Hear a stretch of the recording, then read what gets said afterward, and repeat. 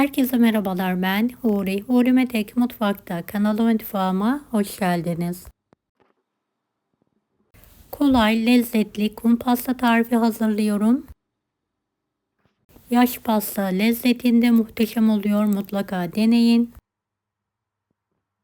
Tarifimi hiç bekletmeden kekimi hazırlayarak hemen başlıyorum. 4 adet tam yumurta,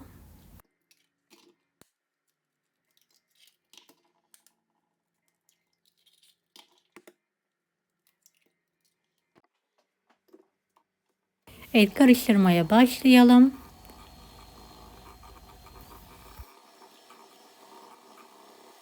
Bir su bardağı toz şeker, köpük köpük olana kadar karıştıralım.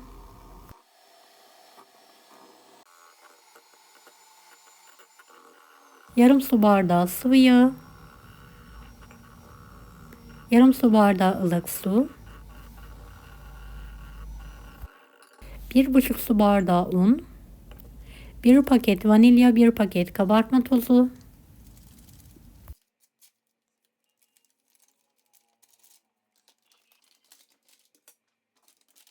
3 yemek kaşığı kakao. Kullandığım bardak ölçüsü 200 miligramdır. Evet, homojen olana kadar karıştıralım.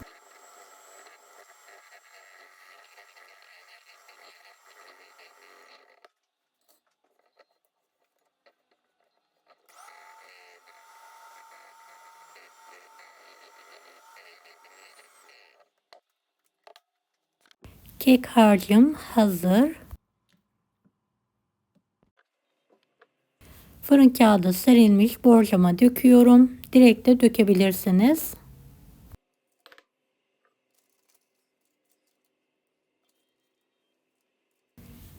Evet, üzerini düzelttikten sonra 160 dereceli fanlı fırında pişirmeyi bırakalım. Kreması için yarım su bardağı toz şeker, 2 yemek kaşığı silme un,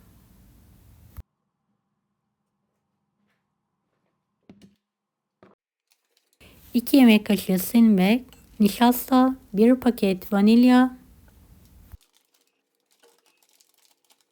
3 yemek kaşığı kakao,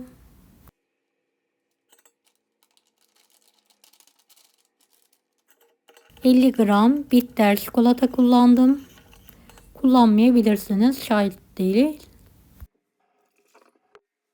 4 su bardağı süt ekleyelim. Koyu muhallebi kıvamına gelene kadar ocağın üzerinde pişirmeyi bırakalım. 1 paket burçak bisküvi kullanıyorum. Un haline gelene kadar robotta çekelim.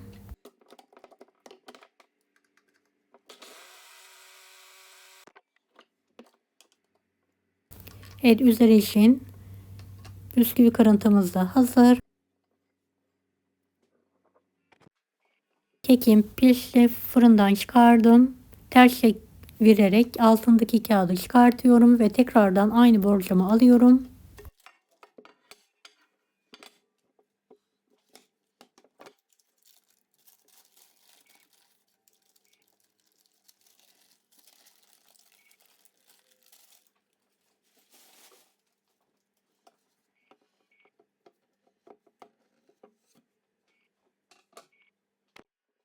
Bir su bardağı soğuk sütle kekimizi her tarafını gelecek şekilde ıslatalım.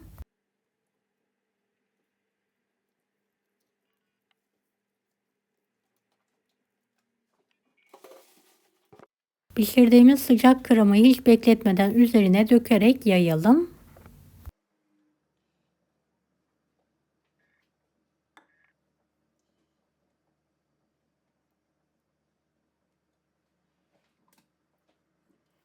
Ve düzeltelim.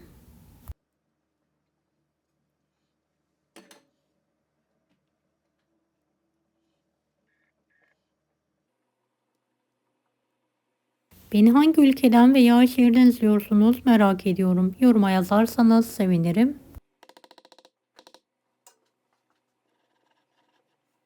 Hiç soğutmadan üzerine bisküvi kırıntılarını da dökelim. Eşit miktarda düz bir şekilde yayalım.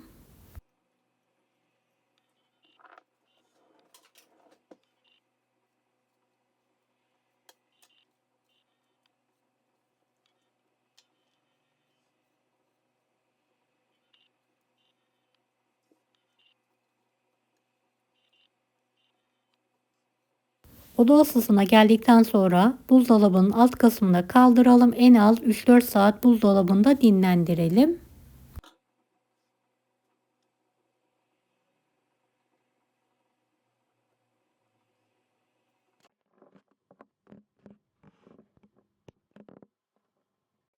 Evet, ben ertesi günü dilimler halinde kesiyorum.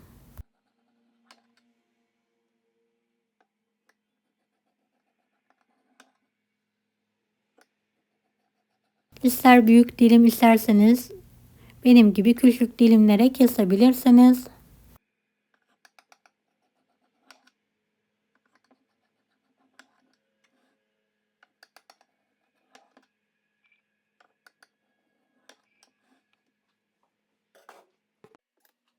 Evet, her dilime antep fıstığı serpiyorum.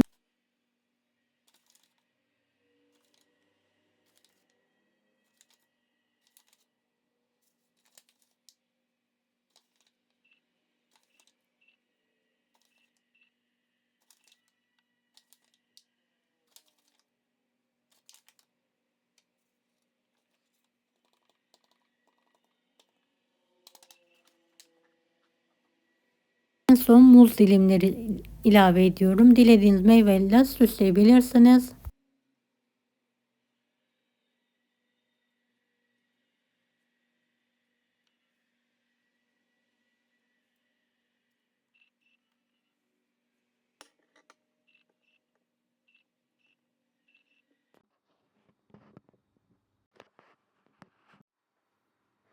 Evet, kolay yaş pasta lezzetinde kum pastam hazır.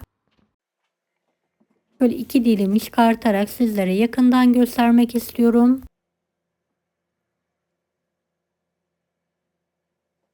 Evet, yumuşacık kekiyle damakları çatlatıyor.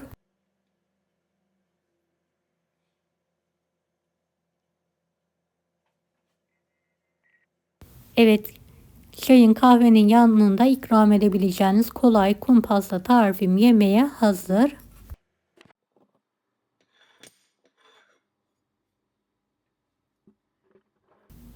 Deneyecek olan herkese şimdiden kolaylıklar dilerim. Allah'a emanet olun. Hoşça kalın.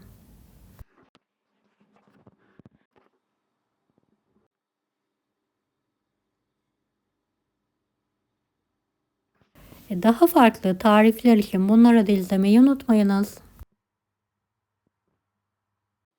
Kolay gelsin herkese.